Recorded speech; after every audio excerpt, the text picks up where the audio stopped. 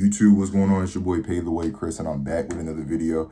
We had a good week of football this week. I ain't gonna lie, it's been, football's kind of heating up now. You know what I'm saying? We getting deeper into the season and stuff. But in this video, we're gonna be talking about one particular individual, Baker Mayfield. Baker Mayfield we are in week 6, going into week 7, but he is looking like the MVP right now. Let's talk about it. Let's look at Baker Mayfield's stats for the year. 1,500 passing yards. By the way, we are in week 6 going into week 7. 12 touchdowns and 1 interception. And mind you, right, he just had a good game against the Niners. Doing this with no Mike Evans, no Chris Godwin, and Bucky Irving was even injured in this Niners game. Granted, the Niners team is a hospital squad, but Baker's been balling.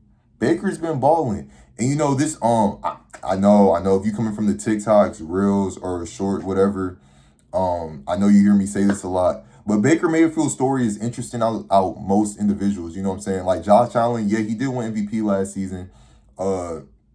Due to he didn't have help and he had good stats. You feel me? He did not have help. Like his team was like kind of.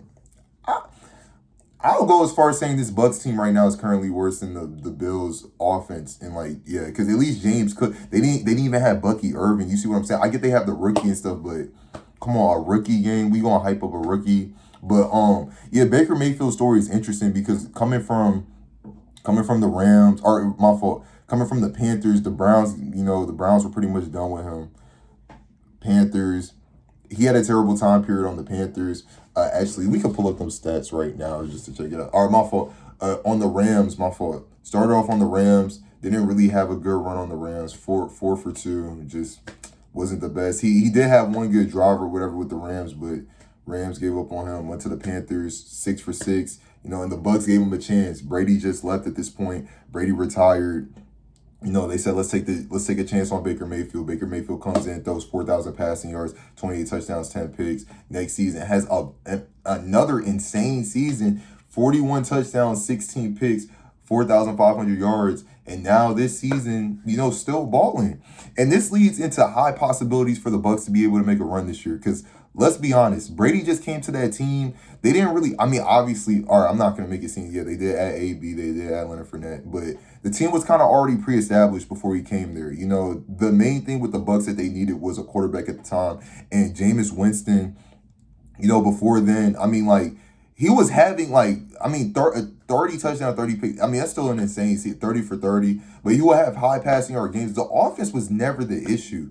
You know what I'm saying? It was just they'll lose games due to the turnover thing. So when Brady came in, it kind of just made a difference for them, and it made it easier for them to make that championship run that year. But now with the Bucs, the talent's still there. The talent is still there. It's not really any it's nothing really stopping them besides them. Plus the competition too. Granted, last year, they did lose to Washington. Washington made the conference, and the year before they lost to the Lions. You know what I'm saying? So it's just now I feel like they're getting into a rhythm. Even though a lot of these games are close, which they should. They need to start trying to make the difference in these games to establish more dominance. Yeah, they're 5-1, but is it a true 5-1? And I know how that sounds because it's like, think about it. If the Bucs are really going to make a run this year, you can't be beating teams. Like, you're not the Chiefs. The Chiefs are already established. So last year they were able to get away with that because they're already an established team. They two-peat at that point. So now they were going for the 3-peat. So as defending champs, still being defending champs, you could kind of get away with those close games, even with bad teams, because guess what? They made a run at the end of the day and still made the championship run. The Bucs, on the other hand, they haven't done that since Brady, and now you have a new quarterback and all this other stuff. So now you got to actually, in my opinion, I feel like you got to establish these wins in a more dominant fashion. You know what I'm saying? I get close games with the Falcons. I get close games with the Texans. You know what I'm saying? Week 2 at that point. The Jets, that shouldn't be a nail-biter. Let's just be honest. The loss against Philly, Philly's a good team. Can y'all beat good teams when it matters? These are a lot of questions we have to start asking if we want to consider the Bucs like real contenders. Seattle was a good game, but it's a shootout. Why is it a shootout in Seattle? You see what I'm saying? And that's not to discredit Seattle or anything, but it came to, a bump head interception from Sam Darnold in order for them to win the game. Who's to say if they don't just drive down and win the game like that? You know what I'm saying? Granted, the Bucs are in a terrible division, no shade, but the NFC South is horrible, disgusting, bad. Any negative term you want to use, it's not really a good division. But yeah, do the Bucks make a run this year? We just have to see. I mean, they have all the talent to do so. So it's not. It has nothing to do with talent. The players just got to go out on the field and play ball the best they can because they have the team for it. They literally have the team for it.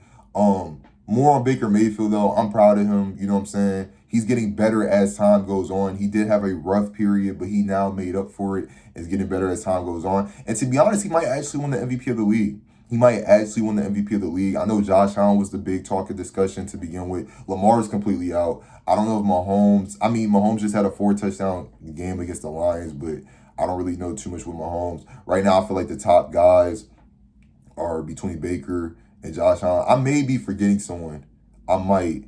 I know Sam Darnold is doing good right now. I know Daniel Jones had a good start, but in terms of stats, I don't think they'll probably give it to him. And it's not like an MVP year. He's just playing really good on a good team. But yeah, Baker's been balling. I'm proud of him. You know what I'm saying? I'm proud of him. I used to hate him because I'm a Ravens fan and he used to be in division. So obviously, you know how that be. But I'm glad he's overcame this stuff and, you know, he's just playing better. Let me know how y'all feel about this take. Let me know how y'all feel about Baker Mayfield in the comments. It's your boy Pave the Way, Chris, and I'm going to catch y'all boys in the next video.